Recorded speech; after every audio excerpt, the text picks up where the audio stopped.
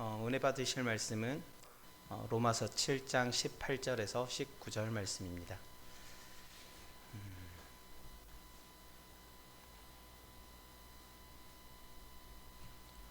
다 찾으셨으면 두 절밖에 안 되니까요. 저희가 다 함께 봉독하겠습니다. 17절입니다. 시작. 18절입니다. 시작. 내 속 곧 내 육신에 선한 것이 거하지 아니하는 줄을 아노니 원함은 내게 있으나 선을 행하는 것은 없노라. 내가 원하는 바 선은 행하지 아니하고 도리어 원하지 아니하는 바 악을 행하는도다. 아멘. 오늘 설교 말씀을 전하기 전에 마음이 많이 좀 불편합니다. 제가 보통 설교를 작성하는 게 보통 한 2달 정도 전에 이제 11월 설교는 거의 9월 말에서 10월 초에 완성이 되는데요. 그 설교 본문을 잡기 전에도 한 2달 정도는 말씀을 먼저 받고 묵상하고 그 설교 말씀대로 살려고 부단히 노력을 하는데, 어제까지만 해도 제가 이 설교 본문을 한 8번은 혼자 연습을 했던 것 같아요. 그래서 내가 과연 이 설교 말씀대로 살고 있나를 돌이켜보게 되는 설교예요. 분명히 하나님께서 말씀은 주셨는데 한 2달은 그렇게 살았다고 생각을 했는데 최근 제 상황을 보니 이게 또 그렇게 되지 않더라고요. 그만큼 오늘 하나님께서 저희에게 주신 말씀은 저희가 정말로 저희 삶에서 떼어놓을 수 없는, 언제든지 흔들릴 수 있고, 오늘 이 말씀을 듣고 나서도 듣는 중에는 그렇구나, 맞아, 우리 이렇게 하나님 말씀대로 살아야 돼 하면서도 아마 문 밖에 나서는 순간 다시 또 흔들릴 수 있겠다 싶은 마음이 들어 굉장히 좀 마음이 무겁게 시작이 됩니다.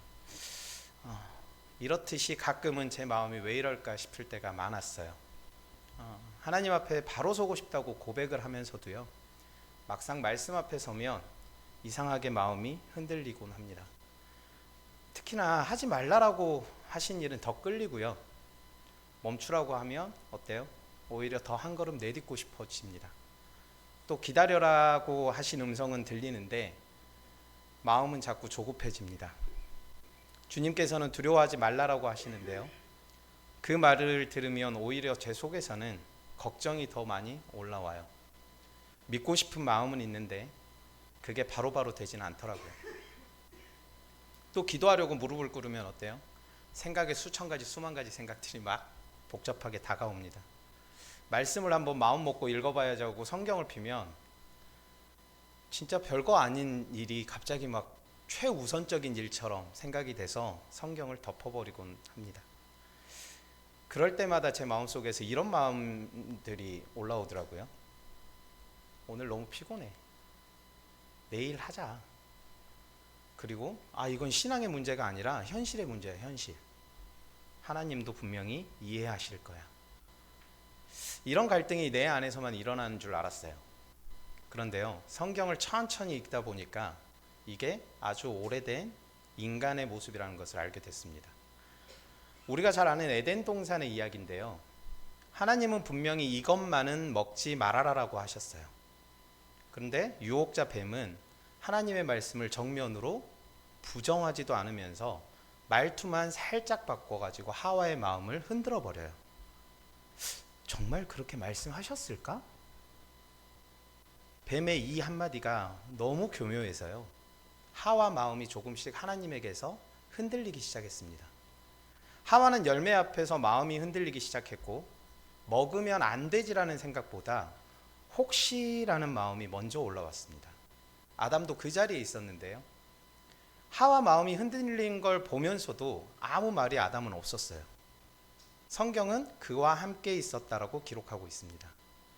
아담은 막아서 주지도 않았고 하와를 붙잡아 주지도 않았어요.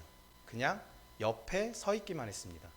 이건 제 생각인데요, 아마 아담이 그때 했던 생각은 한 입 주면 괜찮지 않을까? 이런 속마음이었을 거라고 저는 생각을 해요.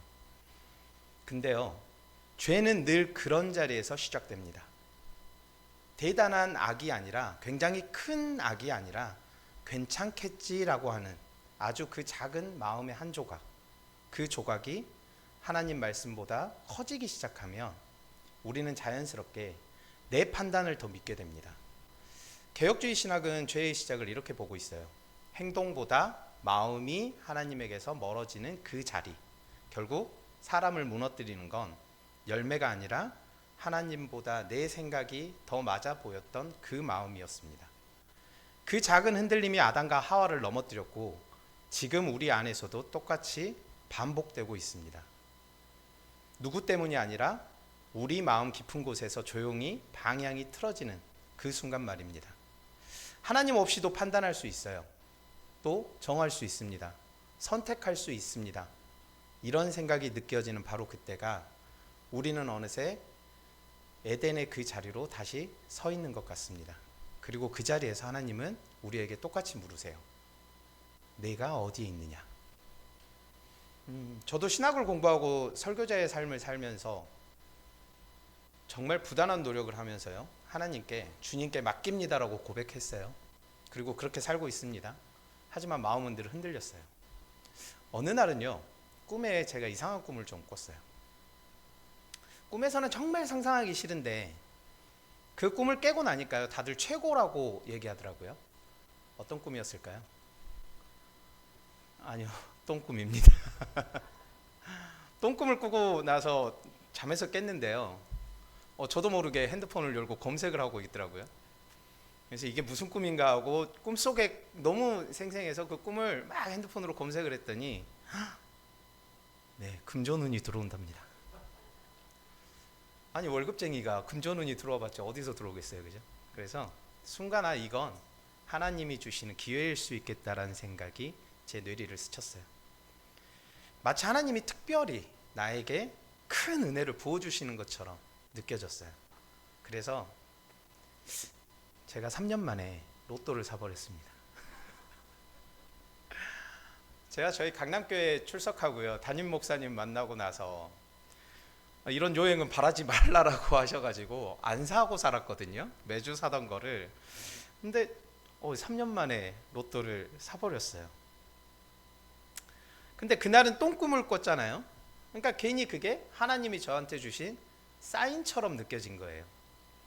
입으로는 주님만 의지합니다 라고 말했는데 그날 제 마음 깊은 곳에서는 여전히 다른 기대와 계산을 놓지 못하고 있었습니다. 그리고 나서는 마음이 이상하게 들떠요. 로또 사보신 분들 계신가요? 없어요? 그 일주일이 행복해져요.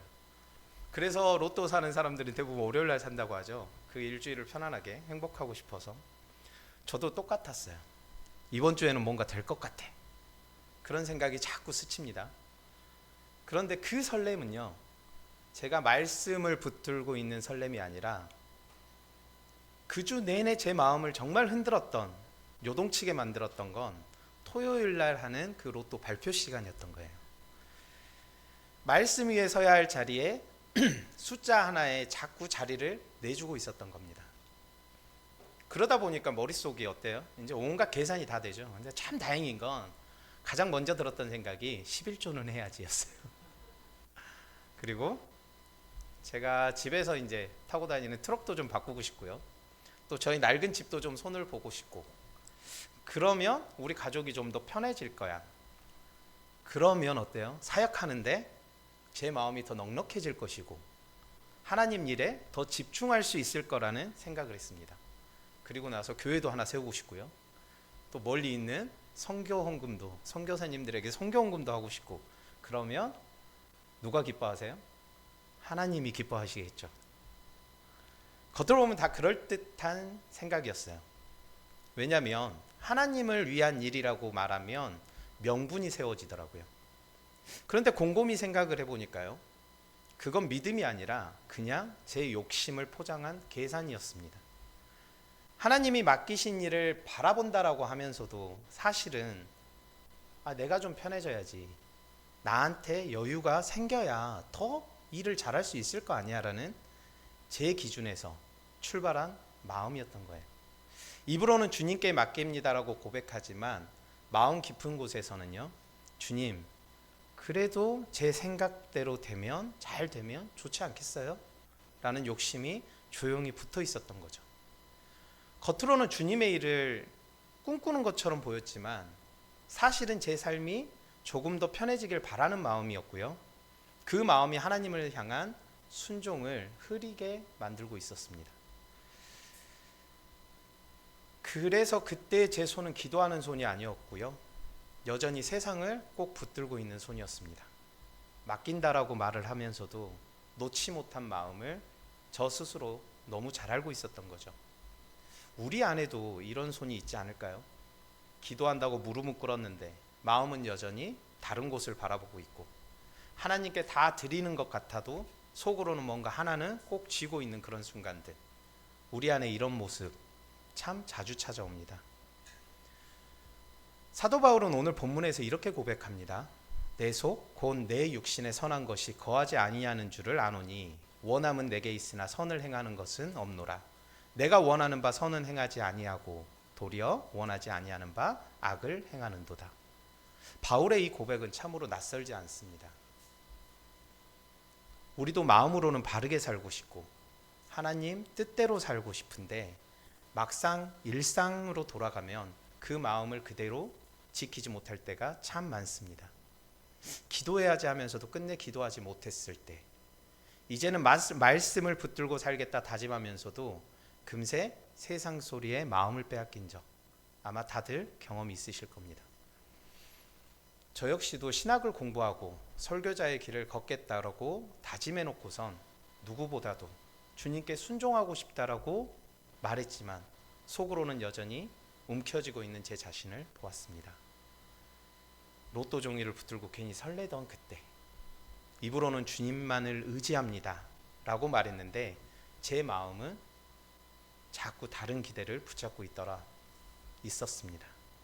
십자가를 바라본다고 하면서도 한편으로는 뭔가 눈에 보이는 걸로 조금이라도 안심하고 싶어하는 제 모습이 보였습니다. 그 순간 바울의 고백이 남의 이야기가 아니라 바로 제 이야기였습니다. 사람은 무엇인가를 붙들지 않고서는 살지 못하는 존재입니다. 아담과 하와가 금지된 열매를 붙들던 그 순간부터 인간의 손은 처음부터 움켜쥐는 손이 되어버렸습니다. 하지 마라라는 말이 우리 안에 숨어있는 욕망의 스위치를 켜버리고요. 놓아라라고 하는 이 말이 들리면 이상하게 더 꽉 쥐게 만듭니다. 그래서 우리는 붙들지 말아야 할 것들을 계속 붙들어요. 돈을 붙들죠. 또 자존심을 붙듭니다. 그리고 사람의 인정을 붙듭니다. 세상도 그렇게 말하죠. 돈이 있어야 든든하다라고. 늙어서 어때요? 돈이 없으면 힘이 없어요? 네, 힘도 없고 큰일 나죠. 남에게 손 벌리지 않으려면 지금부터라도 꼭 쥐고 있어야 된다라고. 아마 우리도 이런 말들을 자식들에게나 후배 세대에게 자연스럽게 해오지 않으셨나요? 제가 가장 많이 들었던 말은 이 말이었습니다. 빚만 없어도 잘 산다. 근데 그 말 속에는요, 붙들고 살아야 한다는 생각이 배어 있어요. 그런데 이상하죠? 붙들면 붙들수록 불안해지더라고요. 돈이 있으면 마음이 좀 편안해질 줄 알았어요. 근데 더 불안해집니다. 사람의 인정을 받으면 괜찮아질 줄 알았는데 그 마음이 변할까봐 오히려 더 조급해져요. 이게 꼭 제 손 안에 들어있는 물과 같아요. 우리가 물을 손에 담으려고 하면 어떻게 하죠? 이렇게 오므려야 되잖아요. 근데 우리는 욕심 때문에 꽉 쥐어버리게 되는 거예요. 그래서 내 손 안에 있는 물이 이 틈 사이로 다 빠져나가 버립니다. 평안을 얻으려고 붙들었어요. 근데 그 평안이 새어나가 버립니다. 나이를 먹으면 먹을수록 이 마음이 더 강해집니다. 이제는 돈이 없으면 어때요? 큰일 나지.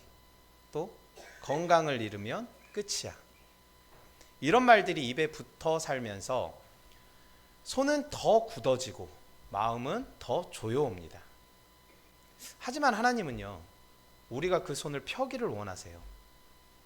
손을 펴지 않으면 평안은 우리 안에 머물 수 없기 때문입니다. 바울은 이 싸움을 누구보다 깊이 그리고 아프게 경험했습니다. 내 속에 선한 것이 없다. 원함은 있으나 행함은 없다. 바울은 사도가 됐어요. 복음을 전하는 사람이 되었지만 그는 자기 안에서 여전히 죄의 힘이 꿈틀거리는 것을 보았습니다.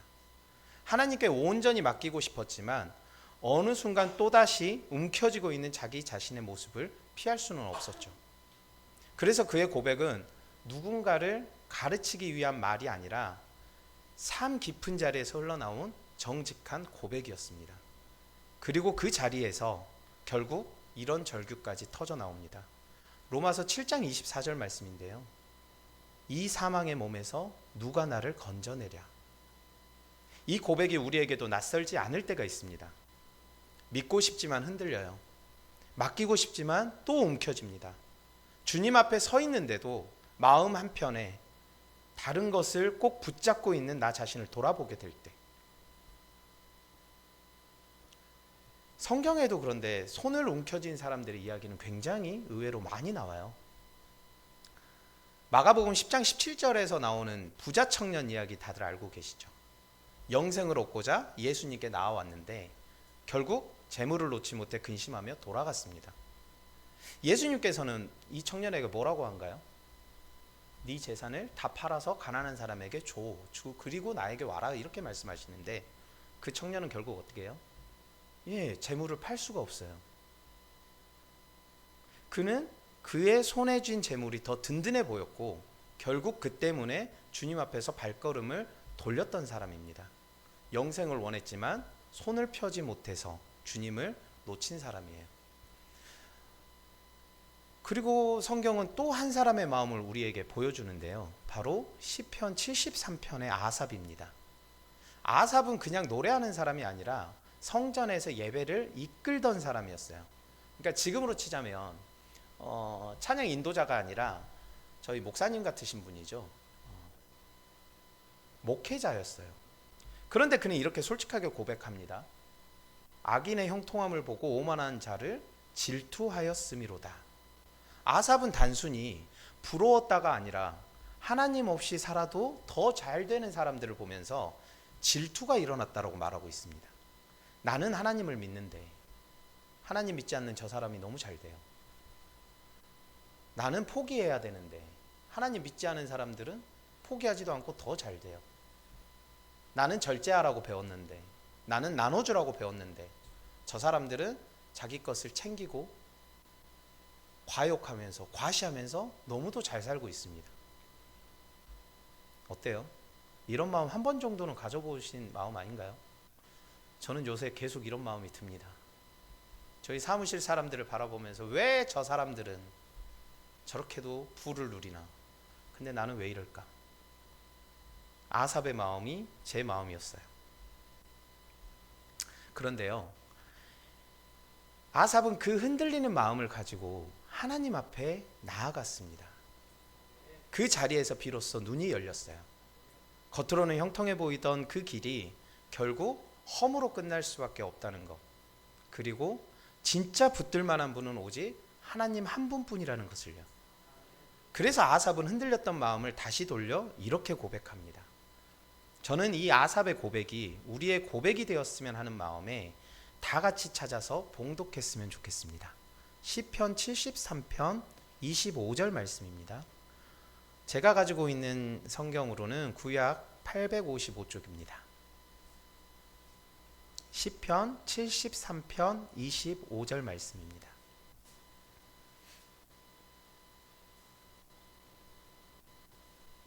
다 찾으셨으면 함께 봉독할까요?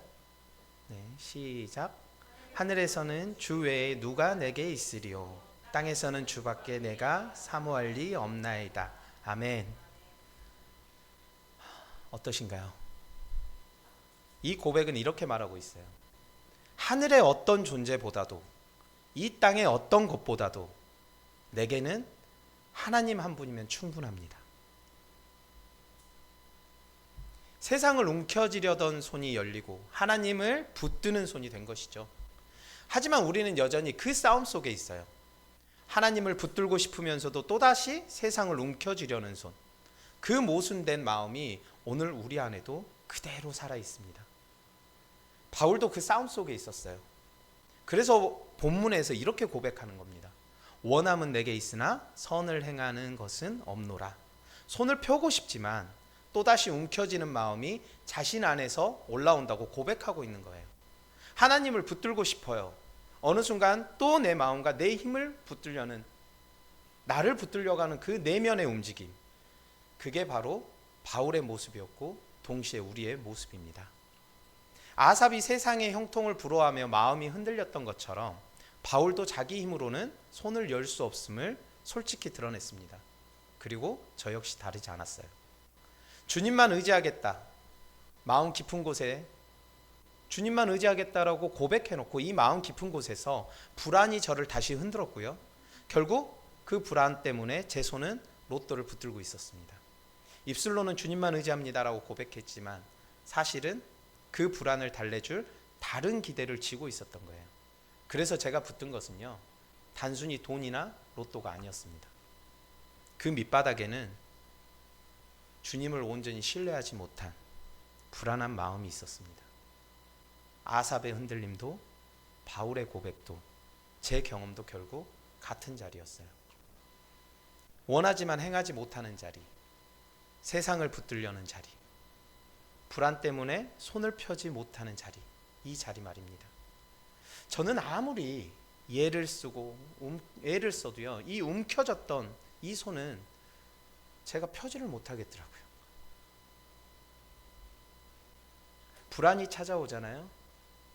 하나님 앞에 이게 손을 펴겠다고 해놓고 불안이 찾아오면 이렇게 움켜져요. 또 계산이 앞서기 시작해요. 그러면 다시 폈던 손을 움켜집니다. 그러고 보니 제 마음이 어땠겠어요? 한 2달을 맨날 자책만 하고 살았어요. 나는 왜 이것밖에 안 되는 사람인가? 이게 말이 좀 예쁘게 되니까 지금 이러지, 원래는 어땠겠어요? 아이고 미친놈 진짜. 아이고 너 같은 놈도 참말로. 혼자 있을 땐 제가 이렇게 사투리도 잘 쓰거든요. 정말로 하나님한테 너무너무 창피한 거예요. 하나님 또 실망했죠. 나는 왜 하나님을 이렇게 믿지 못할까요? 분명히 하나님이 해주신다는데 이 마음에서 뒤돌아서며 또 믿지 못해요. 이렇게를 2달을 살고 있는데 말씀을 묵상하다 보니까요, 어느 순간 제 시선이 십자가를 향하고 있더라고요. 히브리서 12장은 이렇게 말하고 있습니다. 믿음의 주요 또 온전하게 하시는 이인 예수를 바라보자. 그는 그 앞에 있는 기쁨을 위하여 십자가를 참사. 그 말씀 앞에서 저는 십자가에 못 박히신 예수님의 손을 제 마음에 그려보았습니다. 그 손에는요, 아무것도 움켜진 것이 없어요. 제가 붙들고 있던 불안도, 제 욕심도, 계산도 주님이 대신 짊어지고 비워내신 손이었습니다. 그리고 문득 요한복음 19장의 말씀이 떠올랐어요. 다 이루었다. 그 한마디가 제 마음을 아주 조용히 멈춰 세웠습니다. 주님께서 이미 다 이루셨다는 이 선언이 마음 깊은 곳에 박히는 순간 저는 깨달았어요. 내가 움켜진다고 안전해지는 게 아니라고, 내가 붙든다고 채워지는 게 아니구나. 주님께서 이미 다 이루셨구나. 그 깨달음을 얻는 순간 제 움켜졌던 손이 조금씩 열리기 시작했습니다.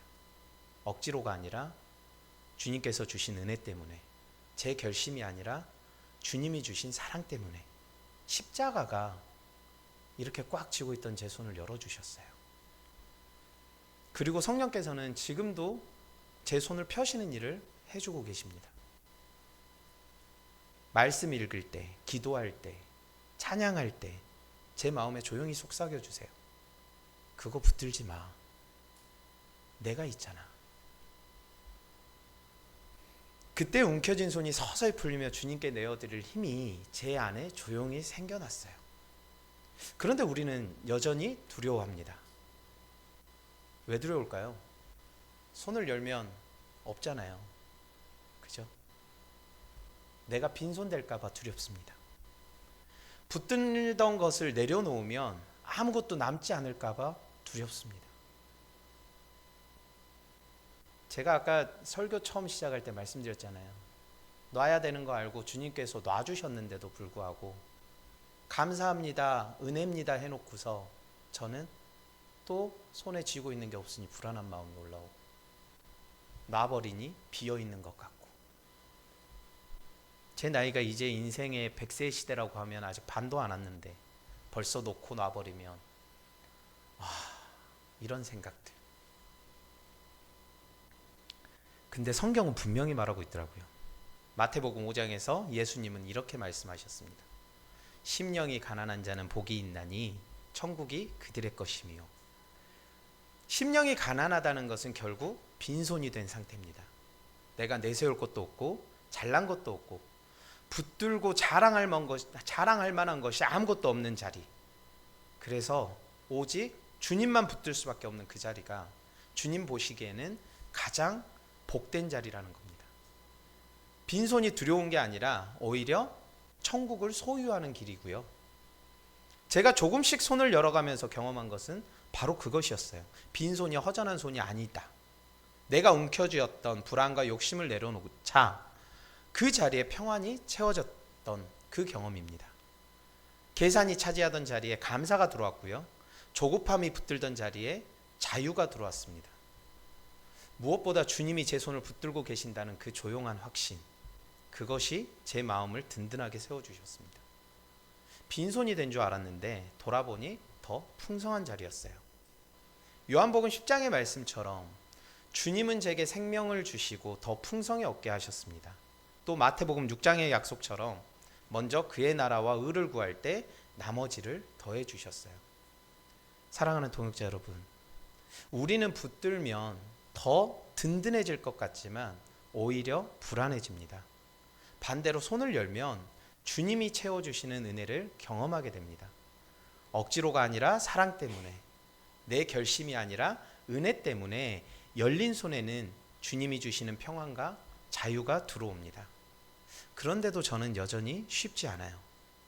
말씀을 들을 때는 맞아, 맡겨야지 하고 고개를 끄덕이다가도 삶으로 돌아가면 불안이 다시 올라오고 계산이 앞서고 손은 또 다시 굳어집니다. 오늘도 빈손으로 살고 싶은데도요, 또 붙들고 있는 제 자신을 돌아봤습니다. 그때 주님이 제 마음에 조용히 속삭이세요. 네 힘으로는 안 돼. 너 안 돼.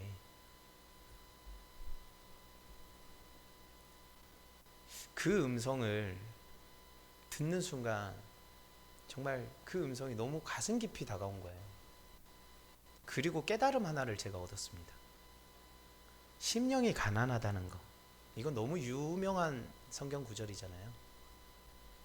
항상 성경대로만 해석을 하려고 했는데 심령이 가난하다는 것은요, 제가 하나님 앞에 항복하는 거예요.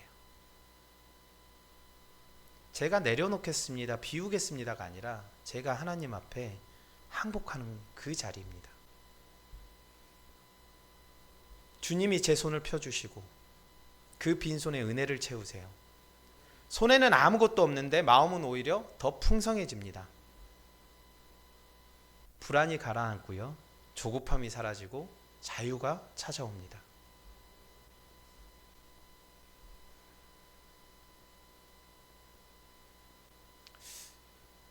한 한 달 정도 아직도 제가 어떤 결단을 내려야 하는지, 그 결단을 내린 것에 있어 맞는 것인지 아직도 잘 모르겠습니다. 오늘 이 설교를 준비하면서도 주님께서 분명히 주신 제 손을 펴라라고 하시는 이 명령에도 너무 자신 없게 우리 동역자분들 앞에 서서 어떻게 내가 이런 마음으로 이 설교를 전할 수 있는지 하나님께 묻고 또 기도하고. 근데요, 항복이라는 말이 정말로 맞는 것 같습니다. 우리 모두 항복하시길 바랍니다. 말씀 맺겠습니다. 아삽도 바울도 그리고 저 역시 붙들고 싶으면서도 놓지 못하는 사람이었습니다. 그런데 주님의 십자가는 아무것도 쥐지 않으신 빈손으로 우리를 품으셨어요. 그 손이 우리의 손을 엽니다. 돌아보면 우리가 쥐고 있던 거는요, 눈에 보이는 무엇이 아니라 이건 내 것이라고 붙들던 마음이었습니다. 하나님의 것이 아니라 내 것이라고 여기다 보니 마음이 점점 좁아지기도 했어요. 베풀 여유가 사라지죠. 나와 내 가족만 먼저 챙기고 싶은 마음이 올라왔습니다. 그게 더 안전할 것 같거든요. 하지만 돌아보면 오히려 더 불안하고 답답했습니다. 그 마음이 욕심이 되고요. 그 욕심이 불안을 만들고 그 불안이 우리의 손을 펴지 못하게 했습니다. 그래서 오늘 이 시간 우리의 손을 주님 앞에 내어드리기를 바랍니다. 억지로가 아니라 사랑으로, 내 결심이 아니라 주님의 은혜로. 움켜쥐면 비어가지만 손을 열면 주님께서 채워주십니다. 그 열린 손 위에 하나님의 나라가 임할 줄 믿습니다. 기도하겠습니다.